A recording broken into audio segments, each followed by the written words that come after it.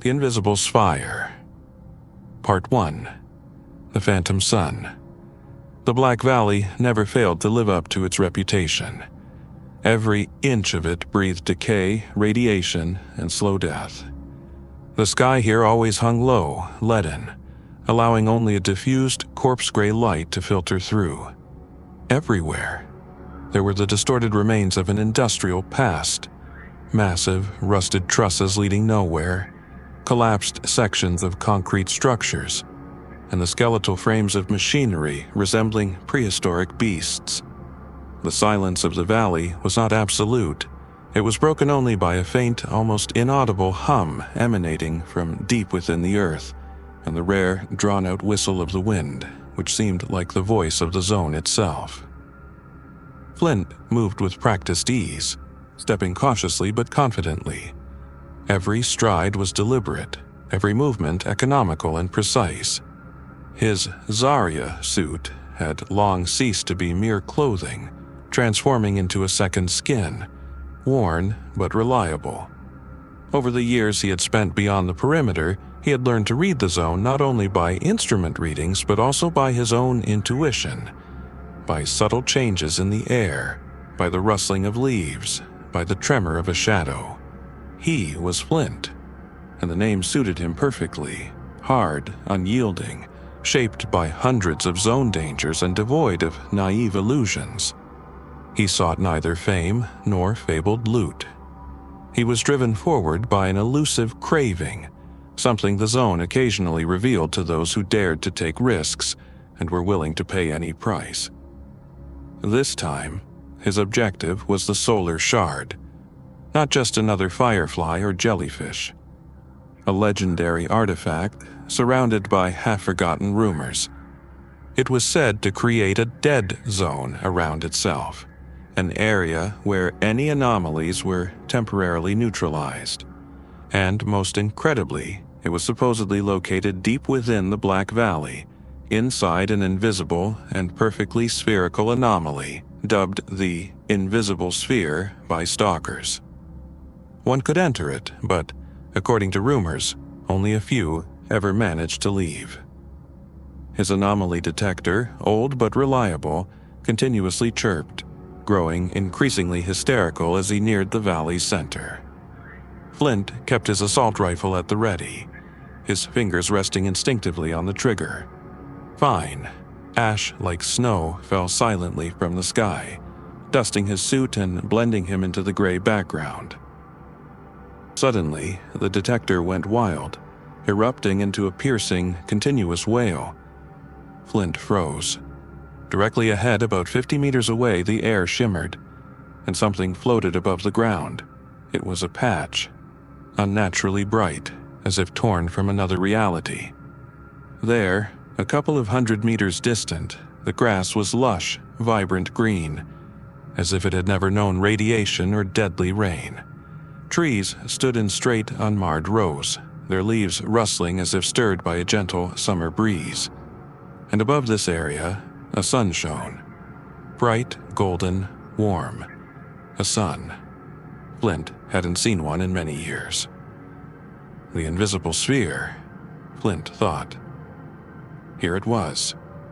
Its boundary was perfectly smooth, as if drawn by an invisible line. On one side, the bleak, dead Black Valley. On the other, a radiant oasis under its own phantom sun. He cautiously approached the sphere's invisible edge. He reached out his hand. His fingers passed through the unseen barrier, and he felt warmth. Not just warmth, but a strange lightness, as if for a moment his body was freed from the perpetual weariness and oppression of the zone. The air inside the sphere was clean, smelling of freshness, wildflowers, and rain. This was incredible, and incredibly dangerous. He knew the zone often lured with such illusions, then ruthlessly devoured those who fell for its deceit. But this sun, it was too real, too desirable. He took a deep breath, then stepped across the invisible boundary. At that very instant, the zone behind him vanished. The gloomy sky, the mud, the rusty tanks, all disappeared, as if dissolved into thin air. Flint stood on soft green grass beneath a warm, golden sun. Wildflowers bloomed nearby, crickets chirped, and somewhere in the distance he heard the quiet rustling of leaves in the wind. This was a world he hadn't seen since the day he first crossed the perimeter. A world that, it seemed, no longer existed.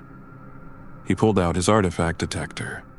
The device paused, then slowly, with a soft hum, its needle began to swing, pointing somewhere deep within this idyllic landscape.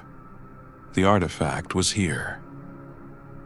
Flint moved forward, following the direction indicated by the device. He stepped on the grass, feeling its softness beneath his heavy boots.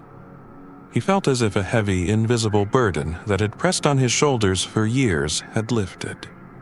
He felt his mind, worn out by the constant struggle for survival, filling with a strange, almost forgotten joy. But his stalker's intuition, hardened by countless anomalies, prevented him from completely relaxing. Something was wrong. Too good, too perfect. And this perfection seemed unnatural. He looked at his hands. They were clean, free of the zone's dust and grime. His suit looked new, without a single patch or sign of wear. Even the old combat scars on his arms seemed paler, almost imperceptible. It was a deception, a trap, but what kind? The artifact detector continued to lead him. Through a meadow, past a grove of straight trees, to a small hill. With each step, Flint felt a strange, almost hypnotic pull growing stronger. He couldn't stop. It was like a dream. A beautiful, yet terrifying dream. On the hilltop, he saw it. The artifact. It lay directly on the grass, in the middle of a clearing where bright, honey-scented flowers bloomed. It was not a fragment, not a crystal. It was a small, perfectly spherical object, fist-sized, made of something resembling smooth, polished wood, and from it emanated a gentle golden glow, which it seemed was the source of this phantom sun. The solar shard. Yes, that was it. Flint reached out his hand to take the artifact, but at that very moment his anomaly detector wailed again, drowning out the crickets. Not because of the artifact, but because of what was approaching. A deep, guttural rumble. It came not from all directions, but from somewhere to the side, from behind the hill. The rumble intensified, growing louder, and the ground beneath Flint's feet trembled imperceptibly. And then, onto the hilltop, from the direction of the rumble, they appeared. 4 figures. Not mutants. Humans. Stalkers. Dressed in heavy, expensive combat suits with claw patches, a private military company working for the wealthiest and most unscrupulous clients beyond the perimeter. They carried assault rifles with underbarrel grenade launchers, and their movements were coordinated, like those of combat machines. They moved not like stalkers, but like mercenaries, precisely and without superfluous emotion. One of them, tall and massive, raised a hand, stopping the others. He slowly removed his helmet. His face was covered in fresh, recent scars, red welts, and his eyes, cold, calculating, like a predator's, yet strikingly piercing, almost translucent. This was Hornet, not the one from common Stalker lore, but his more ominous, real counterpart, working for elite factions. It was rumored that he took contracts even the most ruthless bandits would refuse, and his presence here, in the very heart of the invisible sphere, was a very, very bad sign. Hornet slowly lowered his hand, pointing at Flint and the artifact. Well, Flint, didn't expect to find you here." His voice was low and hoarse, devoid of surprise. He spoke as if he had been expecting this encounter for a long time, and especially not that you'd find the key. Flint held his hand above the artifact but did not take it. The situation changed instantly. The idyllic clearing under the phantom sun transformed into a battlefield. "The key? Flint asked calmly, though the tension within him stretched to its breaking point. Not just a shard, but the key to what the zone tries to hide from everyone. Hornet stepped forward. My client needs this artifact, and we've been here a long time. So yes, this is our game. Drop your hands, Flint, and hand over the artifact the easy way, or things will go very badly. For you. Flint looked at the solar shard beneath his hand. He had gone through the hell of the Black Valley to get here, and now he was supposed to just give it away. I don't think so, Flint replied, not lowering his hand. His gaze was firm. Hornet smirked. Then it's the hard way. Boys, get him. Alive if possible. We have questions for him. 2 mercenaries, one with a modified shotgun, the other with a light exoskeleton, advanced on Flint. The third remained, covering Hornet. Part 2. Beneath the Golden Dome. The mercenaries moved on Flint quickly, in perfect coordination. The shotgun wielder's modified weapon was aimed directly at his chest, and the exoskeleton-clad operative, despite his bulk, moved with surprising agility, clearly trying to flank Flint. Flint didn't wait for a direct confrontation. In an instant, his rifle flew up, but not to fire. He made a sharp lunge, pointing the barrel directly at the shotgun wielder's face, while simultaneously pushing the exoskeleton operative with his foot. The easy way, Flint, Hornet shouted, remaining in place and observing. Flint didn't reply. He rolled sharply to the side as the mercenary's shotgun discharged, spraying its load into the grass. In those split seconds, he managed to pull a couple of flashbangs from his vest. A quick pull, a throw. The explosion was deafening even in the open space, and the bright flash momentarily blinded everyone. The mercenaries froze, disoriented. This was his chance. Flint dashed away from the hill towards the grove of straight trees, where he hoped to find some cover. He ran, crouching low, feeling the mercenaries recovering behind him, and hearing the first irritated gunshots. He was fast, but they were well equipped. The exoskeleton operative, whose vision was protected by special filters, was on his feet first. His heavy steps were already closing in. Without looking back, Flint threw the second grenade, not a flashbang but a fragmentation grenade he had saved for an extreme emergency, at the pursuer's feet. The explosion was more powerful. The exoskeleton operative let out a guttural cry and stumbled, his armor sparking. The shotgun wielder and the third operative, who was with Hornet, lagged behind, apparently taking cover. Flint didn't look back.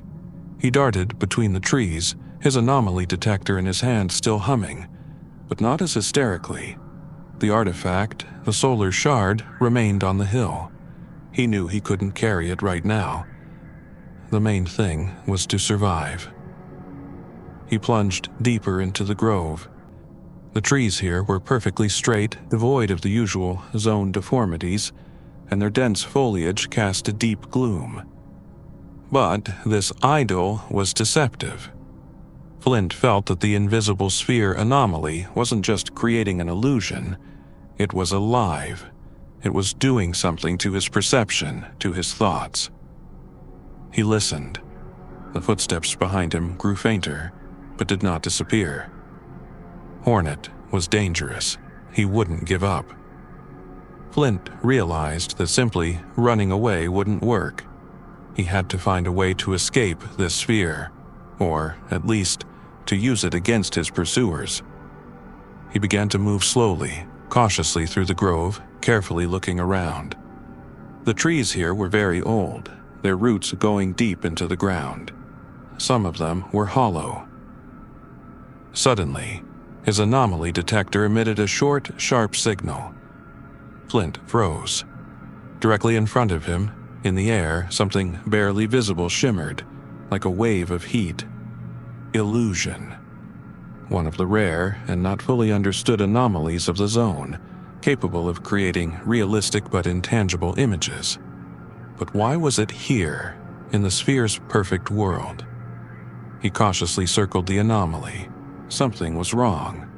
There shouldn't be ordinary anomalies inside the sphere, unless this sphere wasn't the only anomaly. What if it was a whole world, and within it, there were its own special anomalies, unlike those beyond the perimeter? This thought momentarily stunned him. "Flint, I know you're here." Hornet's voice came from very close, from behind the trees. "Come out, we can make a deal." Flint ignored him. He focused on the detector. He felt the sphere pressing on his mind, trying to relax him, to lure him into the trap of this idyllic picture. But he had to break through it. He noticed that some of the trees here weren't just trees. Their trunks seemed too smooth, too perfect. He touched one of them. The surface was cold, smooth as glass. It wasn't wood, it was a structure. Hornet and his men were very close now. He heard their heavy footsteps, saw the flashes of their flashlights through the foliage. In desperation, Flint kicked the base of the tree. It gave off a dull, metallic sound. It was hollow. Were these pipes? Gunfire. The mercenaries opened fire. Bullets tore through the foliage, ricocheting off the trunks of the trees. One whistled too close, scorching his temple. He had no time to think. He realized that this grove wasn't just a grove. It was part of some massive, invisible machine. Perhaps it was even part of the invisible sphere itself, and the anomalies it created were its defense mechanism. Flint noticed a barely visible seam on one of the trunks. It looked like a hatch. He rushed towards it, trying with all his might to pry it open with his knife. The metal wouldn't yield. "Flint, stop!" Hornet shouted. But it was too late. The hatch gave way. With a screech, it swung open, and from the gap, a cold draft smelling of machine oil emanated. An unexpected smell, utterly alien to this perfect world. Without hesitation, Flint plunged into the opening. He found himself in a narrow, dark passage, lit by dim, flickering emergency lamps. The air here was stale, heavy. Above, he heard Hornet's shouts and the mercenaries trying to open the hatch, but it slammed shut behind Flint with a dull thud. He was safe. For now. Flint moved forward. The passage led downwards, sloping steeply. The walls were made of smooth gray metal, covered in places with mold. There was no ash here, no zone grime. This was a different world. A world hidden beneath the sphere's perfect illusion. After a few minutes, the passage led him into a vast, dark hall. The room was filled with complex old machinery, covered in dust and cobwebs. Control panels, switches, and dead indicator lights were everywhere. The ceiling was lost somewhere in the darkness above. But the strangest thing was in the center of the hall. There, on a massive metal platform, the solar shard hung in the air. It glowed as brightly as it had on the hill, casting a golden light on the surrounding apparatus. But now, Flint saw hundreds of thin, almost invisible threads of light extending from the artifact. They stretched upwards, into the darkness, and downwards, beneath the platform. The artifact wasn't just lying on the grass, it was connected to this station. And he wasn't alone. Next to the platform, on the floor sat a group of people. At least 10. They were dressed in dirty, ragged suits, their faces pale and emaciated. They sat motionless, their eyes glassy, empty. They were zombified. Some of them mumbled incoherently, others simply stared blankly. And among them, slightly apart, stood one figure. A man. His suit was clean, almost new. He stood with his back to Flint, staring at the solar shard. His shoulders trembled as if he were weeping. Flint froze. He didn't understand what was happening here. These people, what had happened to them? And who was this man who was crying? At that moment, the man turned, His face was familiar. Vent? Flint gasped. The same half-mad technician who had given him the tip about the Jupiter factory's warehouse before disappearing himself. Vent looked older, his eyes red from sleeplessness or tears, but in them burned a strange mad fire. Ah, Flint, you came after all. Vent's voice was hoarse, but it held genuine, raw emotion. You came to see this, to see me fix everything. What are you doing here, Vent? What is this place, and what's wrong with these people? Flint asked, gesturing to the zombified stalkers. They just couldn't handle it.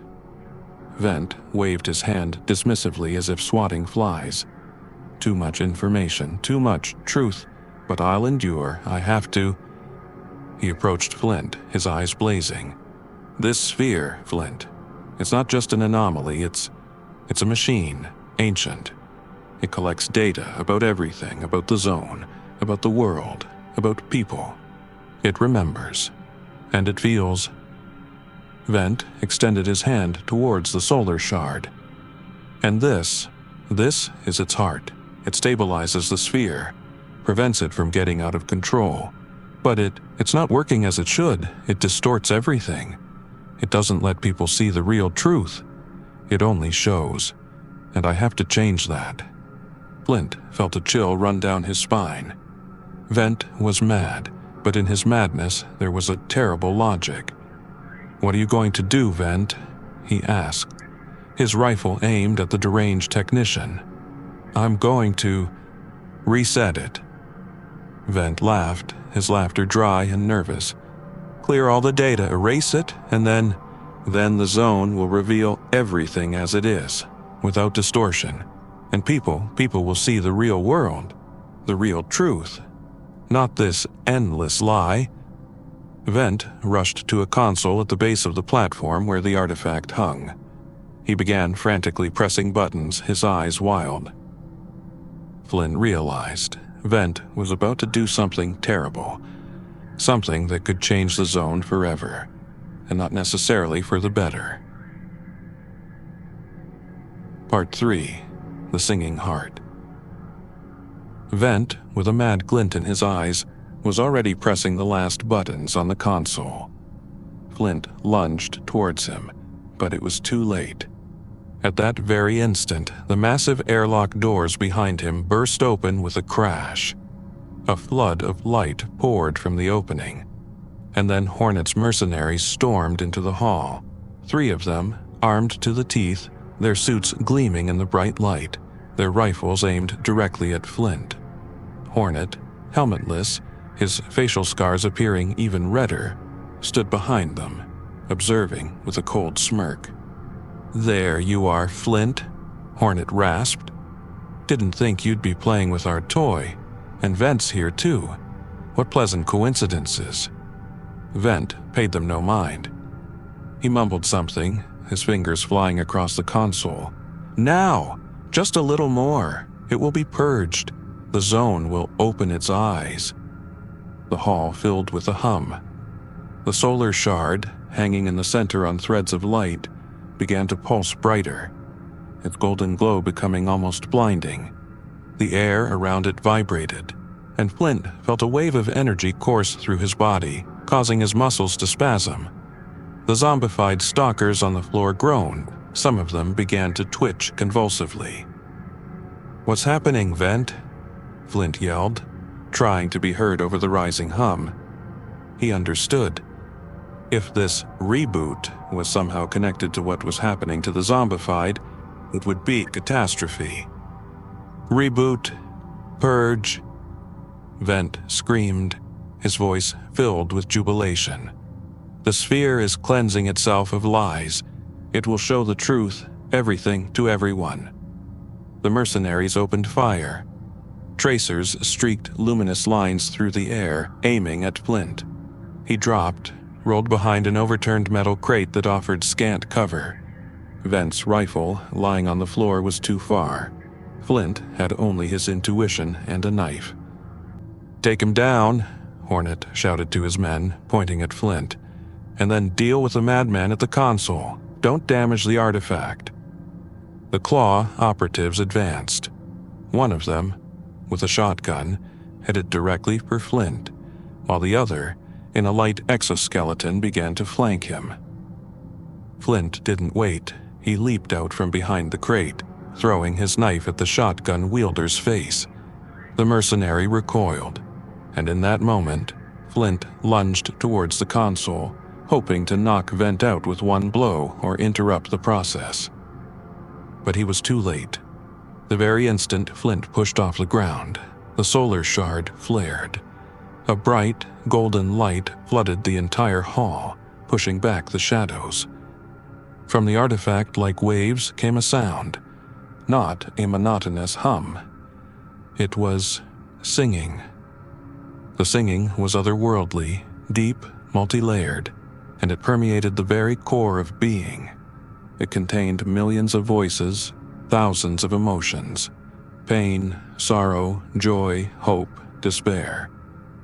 Flint felt his own consciousness expand, filling with this torrent of information. He saw cities that did not exist. He heard languages he did not know. He felt lives long extinguished.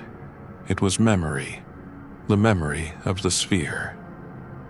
The mercenaries froze, their weapons lowered. They clutched their heads, groaning. Even Hornet, standing by the doors, staggered, his face contorted in a grimace of pain. The sound, it was too powerful, too alien for them.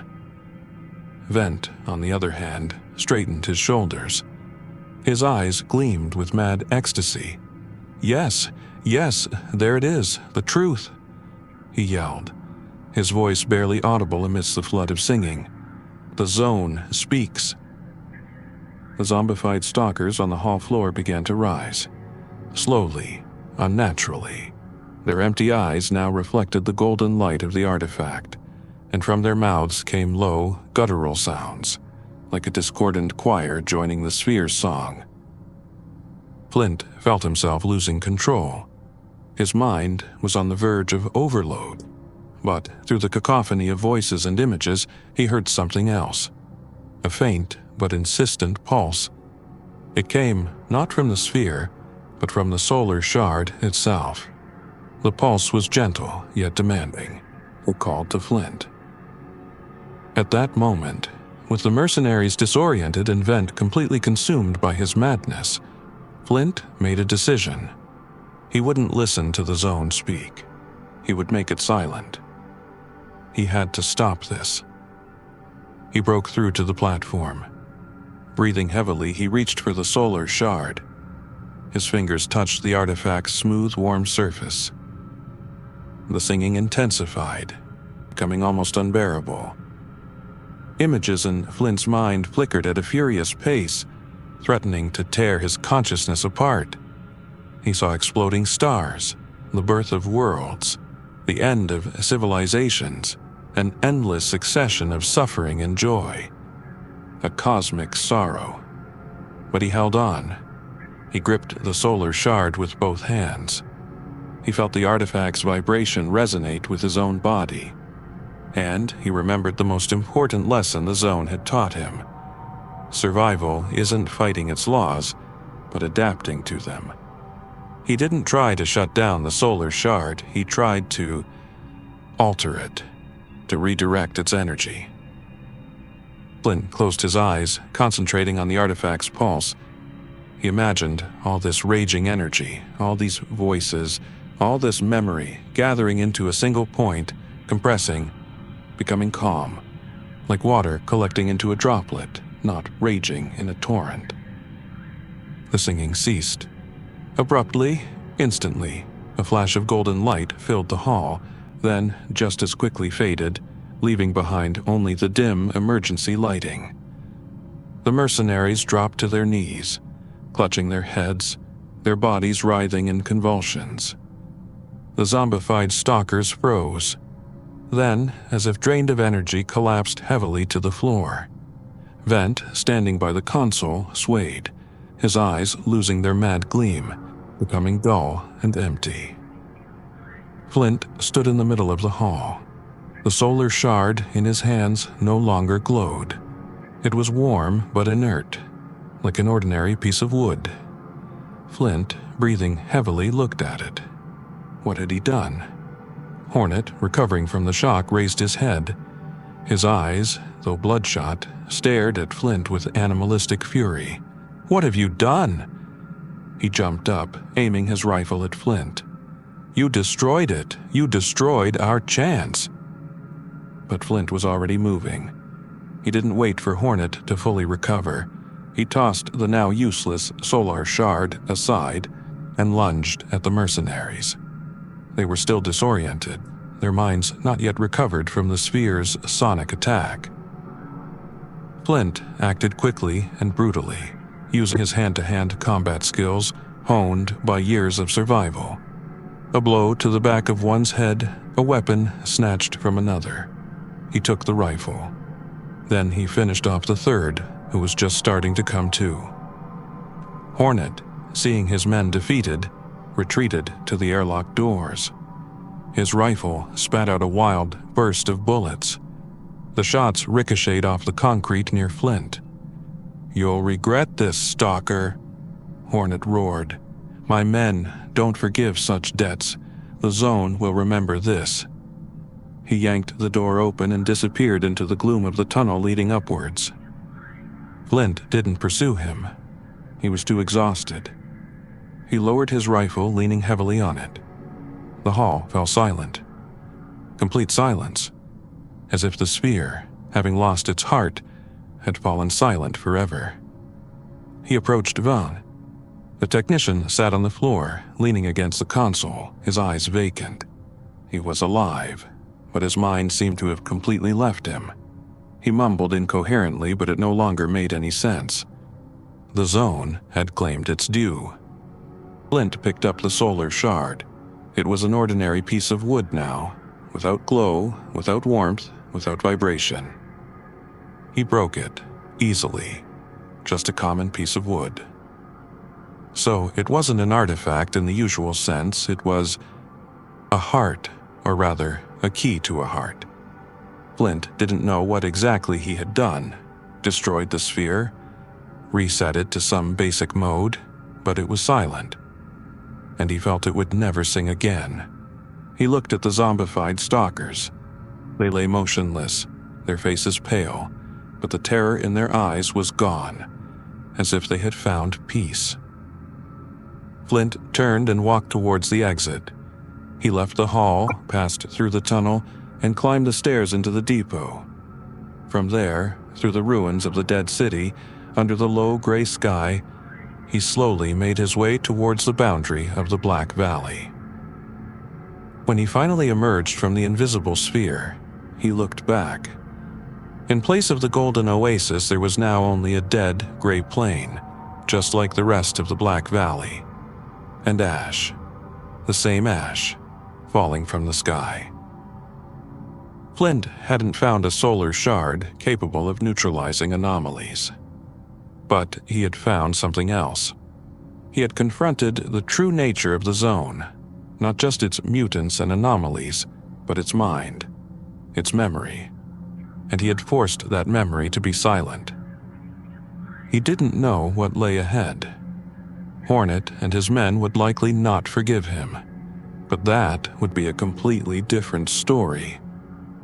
Flint walked across the scorched earth, his suit torn, and the scars on his face seemed sharper than ever. But there was no despair in his eyes. There was understanding, and a quiet, cold resolve. The zone had given him a fight, and he had endured it. He was still Flint.